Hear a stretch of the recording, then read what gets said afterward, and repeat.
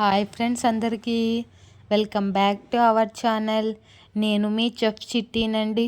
ఈరోజు మనం ఎంతో టేస్టీగా రెస్టారెంట్ స్టైల్లోన ఎగ్ మసాలా కర్రీ ఎలా చేయాలో చూసేద్దామండి. ఈ రెసిపీ చపాతీ లేకైనా, రోటీస్ లేకైనా, బిర్యానీస్ లేకైనా, రైస్ లేకైనా చాలా అంటే చాలా బాగుంటుందండి. ఒక్కసారి ఇలా ట్రై చేయండి. ముందుగా నేను ఇక్కడ 5 గుడ్లు తీసుకున్నానండి. అది మునిగేంత వరకు వాటర్ వేసి అందులోకి కొంచెం ఉప్పు వేసి బాగా ఉడకనివ్వాలండి. ఈ గ్యాప్లోన ఒక మిక్సీ జార్ తీసుకొని అందులోకి ఫ్రైడ్ ఆనియన్స్, కొన్ని జీడిపప్పు, 2 టమాటా పండ్ల ముక్కలు వేసుకొని బాగా మెత్తగా పేస్ట్ చేసుకోవాలండి. ఈ లోపల మన గుడ్లన్నీ ఉడికిపోయిన తర్వాత మొత్తం పొట్టు లేకుండా ఒలుచుకొని 4 ఘాట్లు పెట్టుకోవాలండి. నేను ఈ వీడియోలో చూపిస్తున్న విధంగా అన్నిటికీ ఘాట్లు పెట్టుకొని పక్కన పెట్టుకుందామండి. ఒక బాండీ తీసుకొని 1 టేబుల్ స్పూన్ల ఆయిల్ వేసి అది కొంచెం హీట్ అయ్యాక మనం ముందుగా ఒలిచిపెట్టుకున్న గుడ్లను వేసుకొని కొంచెం వేగాక అందులోన కొంచెం పసుపు, ఉప్పు, కారం వేసుకోవాలండి. వేసుకొని ఈ గుడ్లకు పట్టేలాగా బాగా వేగనివ్వాలి.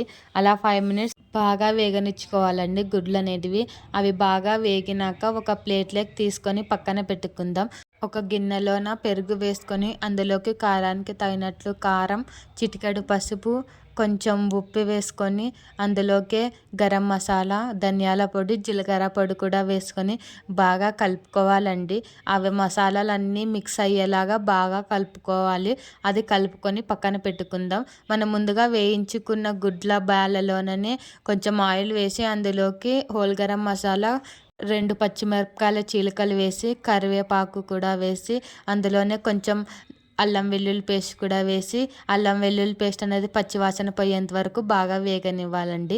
అది కొంచెం వేగినాక అందులోకి మనం ముందుగా ప్యూరీ చేసుకున్న పేస్ట్ని అందులోకి వేసుకోవాలండి. అది వేసుకొని బాగా కలుపుకొని మూత పెట్టేసుకొని అందులో నుంచి ఆయిల్ అనేది బయటికి తేలేంత వరకు బాగా మగ్గనిచ్చుకోవాలండి.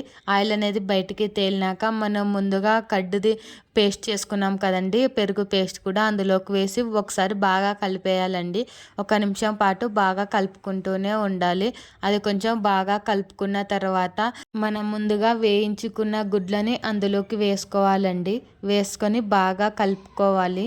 గుజ్జు అనేది బాగా మొత్తం పట్టేలాగా కలుపుకొని అందులోనే కొన్ని వాటర్ వేసుకోవాలండి. మీకు కన్సిస్టెన్సీగా తగినట్టుగా అంతా వాటర్ వేసుకొని బాగా ఉడకనిచ్చుకోవాలండి. అవి గ్రేవీ అనేది దగ్గరికి అయ్యేంత వరకు బాగా ఉడకనిచ్చుకోవాలి. ఆ తర్వాత చివరిలోన గ్రేవీ అనేది దగ్గరికి అయినాక కొత్తిమీర వేసుకోండి. కొత్తిమీర వేసుకొని ఒకసారి కలిపేసుకోండి. మీ దగ్గర ఫ్రెష్ క్రీమ్ ఉంటే కూడా వేసుకోండి. చాలా టేస్ట్ బాగా వస్తుంది. నా దగ్గర ఇక్కడ లేదు కాబట్టి వేసుకోవడం లేదు. మీ దగ్గర ఉంటే ఖచ్చితంగా ఫ్రెష్ క్రీమ్ వేసుకోండి. అంతేనండి, మన simple restaurant style egg masala curry ready అండి. ఇలా ఒక్కసారి ట్రై చేయండి. చాలా అంటే చాలా బాగుంటుందండి.